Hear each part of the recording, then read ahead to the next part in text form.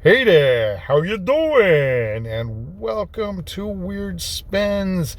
I had done a Vinyl Tag 2025 video already, but at the time I did it, I had stated that I saw the soundtrack Vinyl Tag posted by That Vinyl channel, and so I wanted to participate in that one too. So here we are. Um, I am out in the field working as much as possible, so I don't know if I'll be able to go home just like in the last video and go through my collection, or if I'll be sharing Discogs images here.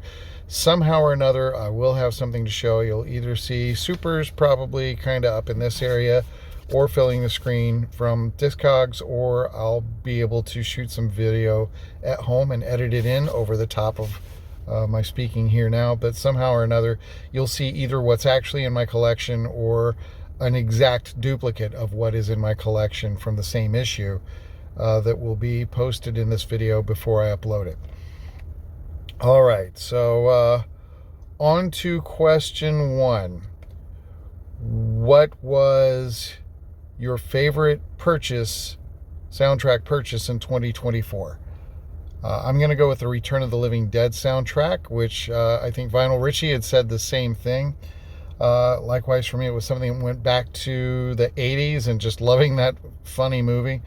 And all the incredible songs that are in it. Just an amazing collection of artists, The Cramps and 45 Grave.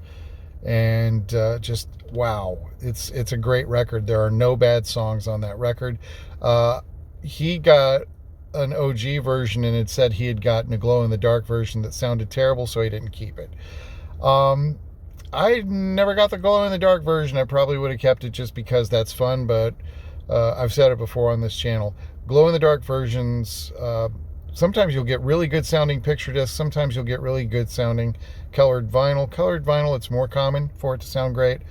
Glow-in-the-dark versions, I have yet to find one that doesn't sound like 8 tons of static electricity. They're just not built for that. They're only existing for fun and novelty. So never buy a glow-in-the-dark version if you're actually wanting something that's going to sound premium. Just keep in mind, if you want one for fun, do that. And then if it's a recording that matters to you, I would get a second copy of the same thing in a different format. All right. Second question. I'm trying to remember them off the top of my head, but I know I'm only going to be able to make it one or two at a time. What was the most recent soundtrack purchase, the vinyl soundtrack purchase of 2024? I found a used copy in thrift of Giorgio Moroder's American Gigolo. Great electronica mashup score, a couple of songs in it. Primary song of importance, Debbie Harry with Blondie doing Call Me. And what makes it an interesting soundtrack is much of the score is actually oddly moody variations on that. So it's a great synthwave album for showing him experimenting with that as a theme for the overall film. And I really enjoy it quite a bit. So I was happy to have that back in my collection. Question number 3, a soundtrack that I have more than one copy of. Well, if we go through the Disney stuff, then I know there's going to be a multitude of those because of the different reissues, and some of them have varying material or alternate versions, so I'll sometimes have multiple copies. Sometimes I'm going after vintage ones for the cover art or whatever. If I was to cite 2 more recent examples, I'd say Hercules, I have both the CD issue and I have a picture disc of the songs more highlighted.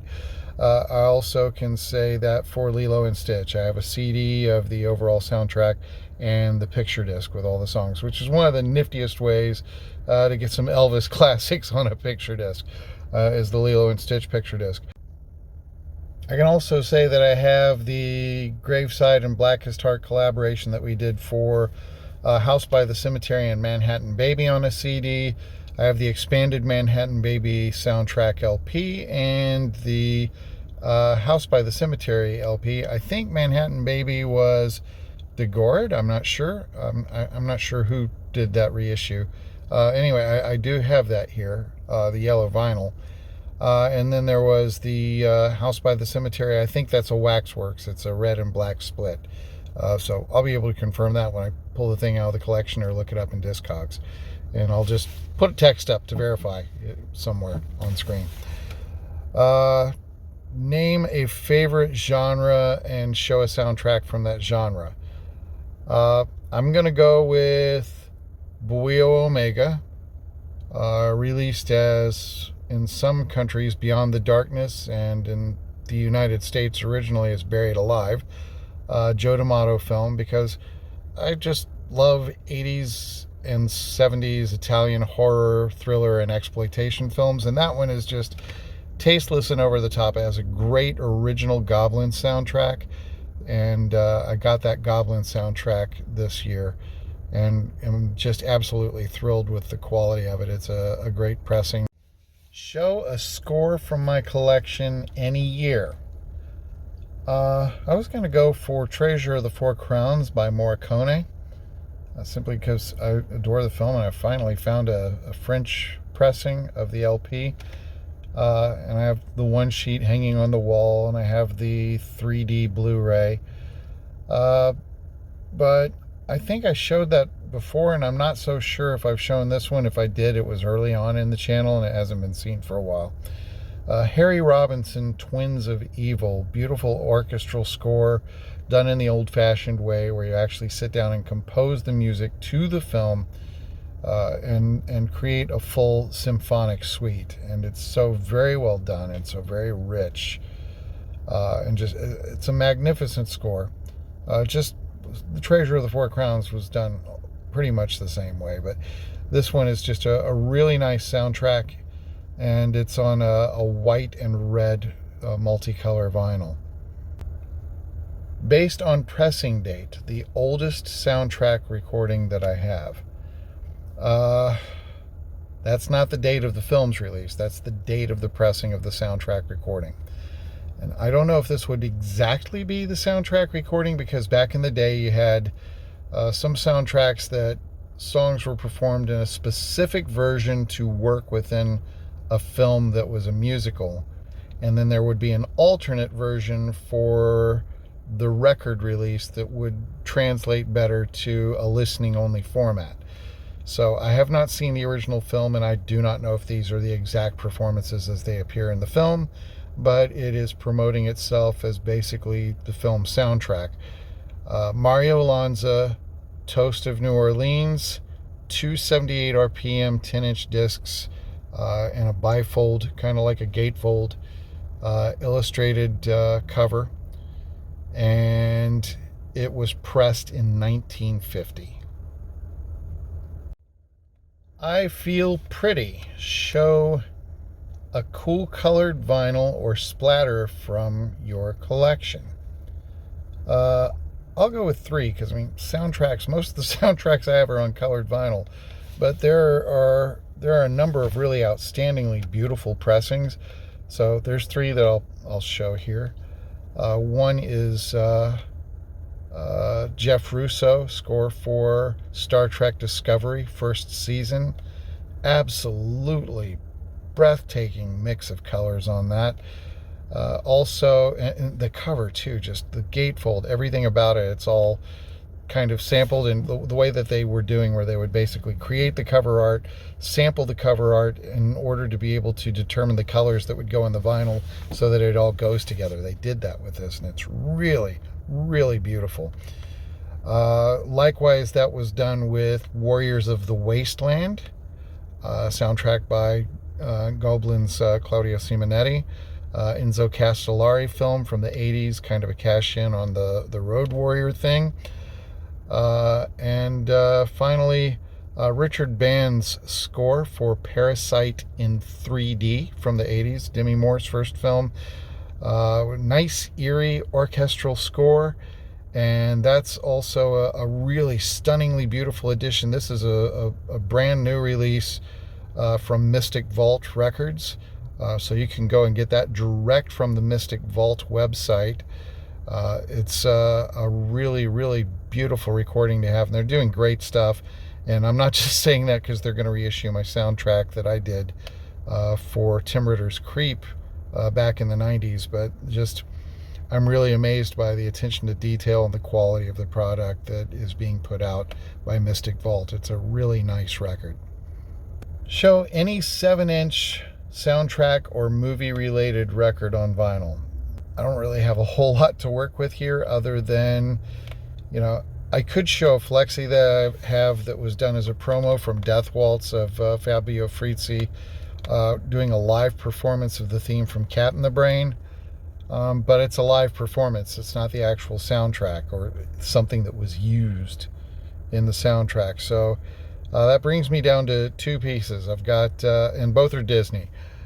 One is Summer and Do You Want to Build a Snowman from Frozen on a Record Store Day 7-inch. And the other is You Can Always Be Number One, this sort of ABBA sounding theme that was done for Sport Goofy shorts being repackaged and shown on the Disney Channel in the 80s. And they came up with this as a theme song.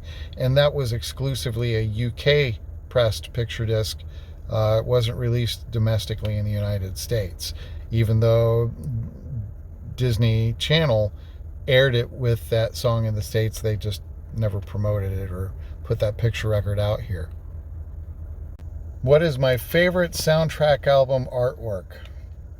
I'm going to go with Chud. The sleeve that was put together by Waxwork for this subscriber edition, the sleeve was on all editions. Beautiful front cover, kind of an imitation of the original poster art with the sewer lid in the middle of the street, and then the back cover has some interesting artwork. The entire gatefold is like this really, really beautiful, brightly, intensely colored comic book style art of the Chuds lurking around in the sewer. And then for the subscriber edition, it's a picture disc, so the A side is the New York City sewer lid, and the B side is the lid raised off and the glow-in-the-dark eyes of the mutants, the cannibalistic humanoid underground dwellers, staring up at you out of the darkness. And that's just a really beautiful package. That's a fantastic job on the packaging. I almost am a little bit disappointed in how some of the tracks were cropped a little bit in the mix on the release itself. But overall for that package, just I haven't seen one top that from these guys yet. There's so many incredible pieces of album art out there, but this one really knocked my socks off, and I just fell in love with it the second that it came through the door and I got to look it over. Number 10, an original and a remake. Show one of each. How about I show one of each of two? I have Little Mermaid. I hadn't thought of this before. I have a CD of it here somewhere, but we'll just stick with this. I have the picture disc of the original score from the 80s movie, and I have the recent sort of quasi live action mixed with CGI reboot on a colored vinyl. For Dawn of the Dead, I have the Goblin portion of the score on a CD issue. I used to have it on Varese Saraband on vinyl. I need to get it on vinyl again. And I have a Mall Music disc that was not official, that was gifted to me by Tazo Stavrakis, one of the stunt folks that worked on the original back in the day. So I have that CD still. I need to get that multicolor vinyl 3LP set that Waxwork put out. That thing is beautiful. And I really want that for the Seaberg tracks and all of the library tracks to go along with Dawn of the Dead music by Goblin. And then for the remake, I have the orange colored vinyl version of that. So, and I'm drawing a blank on the composer, but we'll show it here. So yeah, I have original and remake versions of Dawn of the Dead as well. Show any 90s soundtrack or one you wish you had. I know I've got some 90s soundtracks here. I know I do. I've got a lot of 2000s things and a lot of 80s and 70s things, and some things going back further, like I've got A Day the Earth Stood Still, I've got A Forbidden Planet, and those are both picture disc reissues. But 80s, 90s. 90s is a tough call, so I'm going to grab the first thing that I could think of, which is 92, Danny Elfman, either Batman Returns or Batman Forever. I think Batman Returns, but that's on compact disc that I have that. Number 12, name a bargain bin buy for the year, or okay, a record I got on the cheap. I'm gonna go with the Garfield movie soundtrack. I saw it in Walmart, and honestly, I dislike Walmart very much, even more so recently, with some of the things that they've been doing with their policies. But I was getting an oil change there because it was the most reasonable place to do it at the time, and I was walking the store and just checking stuff out, and came across this Garfield soundtrack on clearance. And I've never seen Walmart really put vinyl on clearance before. It was still sealed. Had a really, really cute sleeve, appealed to that sensibility that I have for just loving all things that are cartoons. And I really love Garfield stuff anyway. I haven't seen this version, but I like the Bill Murray things. I like all the original animated shorts and the series that was out. So yeah, this is something that appealed to me. And it's got music by Snoop Dogg and John Batiste and Marvin Gaye. So I was like, yeah, for a comp with some names like that, $5, let's do this. And so it left the store with me. So that was probably the coolest bargain buy. I mean, other than that, I find most of my stuff is usually rescues or bargains this last year. Anyway, I've only gotten a few things that were newish, on my own. Been gifted a few things, but typically I'm foraging yard sales and thrifts if I have a couple of bucks to spare. And that's about it. Or going and grabbing stuff that people have announced on Craigslist as a curb rescue, and then forage through it and give the rest away to a thrift afterwards. But yeah, $5, that's not a lot to spend on a brand new LP, and it was a really good deal. And it's a really pretty release too. It's a very, very nice record, and it sounds good. It's got clean sound. Okay, last one, number 13. Show something that is a soundtrack or soundtrack related, that or being my out on one of these, that is not a standard vinyl record or CD. I guess that 1950 pressing wouldn't be a standard record today because it's not vinyl, it's shellac. But setting that aside, I'll go with Flexies again. So here's that Death Waltz of the live performance related to the soundtrack of the theme from Cat in the Brain, performed by Fabio Frizzi, and it's on a Flexi. Also, I have this Forbidden World vinyl press. I think this one is also either Death Waltz or Mondo. So I'll pull it out, see if I can get it into the light and show it. I don't consider this a standard vinyl press, because I can consider today a colored vinyl to be a standard vinyl press, I suppose, because it seems like so much of the stuff is done in colors now, which makes it a little bit harder for me to want to limit myself on collecting, because I would typically be most attracted to colored vinyl and picture discs as a kid growing up, and now everything is that. This one, it falls into a different territory because it's more like glow in the dark. It's not going to be something that has an efficient sound quality the way that a picture disc sometimes can, and a colored vinyl often can. Like glow in the dark, I suspect this is typically going to sound like garbage, because I know that this, like glow in the dark, has a similar sound to the glow in the dark, like someone is just crackling paper bags or something like that. It's on glitter vinyl. It's Forbidden World soundtrack, I believe, from either Death Waltz or Mondo. It's an early synthwave kind of score using Moogs and experimental electronic instruments. It's a very interesting piece, and it looks cool. The idea of it is that it's supposed to kind of be like a galaxy press, which is sort of what they did with the idea of the multicolor that the Star Trek Discovery came on. But this one, it's doing it to look like the glitter, I guess, represents stars in the blackness. Well, those stars make for some serious surface noise, but it is a neat thing. So I appreciate having it in the collection just because I have this adoration of neat things so far as vinyl records goes. But I wouldn't consider it a standard press based on, I only know of a very small number of things like that that are actually out there, and this is the only glitter press that I have in my personal collection right now. I actually have 3 or 4 glow in the dark records, but only the one glitter record. Well, that's it for this Weird Spins. Thank you for checking out my video.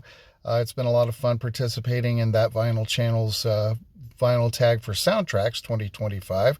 I look forward to seeing your soundtrack collections as well. It's been a long night, and I just finished posting this, so I've got another long night ahead of me. I'm going to go home and try to take a nap. See you real soon.